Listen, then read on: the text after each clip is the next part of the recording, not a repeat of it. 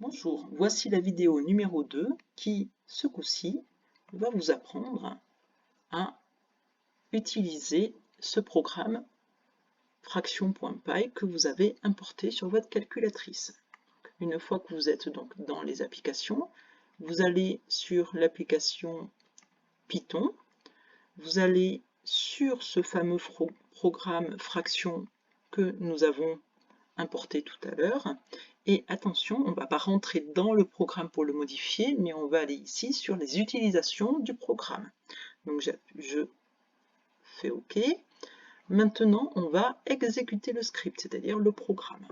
OK. Et là, je vais appeler la fonction frac, enfin frac fr. Vous allez voir que sur l'AnimWorks, appeler un programme, c'est pas très pratique pour les lettres, etc. Donc on minimise énormément le nom des fonctions.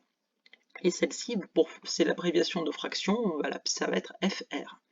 Alors, nous appuyons sur alpha f, vous avez le petit f qui apparaît à l'écran. Je veux le r, donc alpha r. Ça, c'est l'appel de la fonction fr.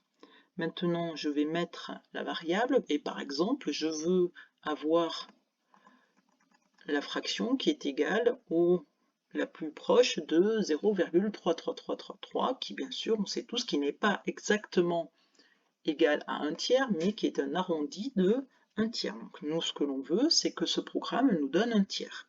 Voyons, ça marche, 1/3. Donc on est bien d'accord que mathématiquement, là c'est le professeur de maths qui vous parle, 0,333333 n'est pas égal à 1/3. Mais par derrière, il y a un programme, celui que vous avez importé, qui vous calcule la fraction qui va être, alors c'est à 10 puissance moins 6, qui va être le plus potentiellement égal à la valeur d'écriture décimale que vous avez mis dans les parenthèses. Maintenant, si je le fais par exemple pour fraction, je vais faire pour autre chose, alpha f, alpha r. Alors ne tapez pas forcément n'importe quoi parce que vous ne connaissez pas vous forcément des écritures fractionnaires et en décimale. Par exemple, si je fais du 2,11111, normalement ça doit être des neuvièmes. Hop, entrée, donc je fais OK, ou exé, c'est pareil. Voilà, c'est 19 neuvièmes. Donc voilà, maintenant, à présent, vous savez utiliser ce programme. Dans une vidéo numéro 3, nous allons voir comment l'utiliser pour notre chapitre des suites.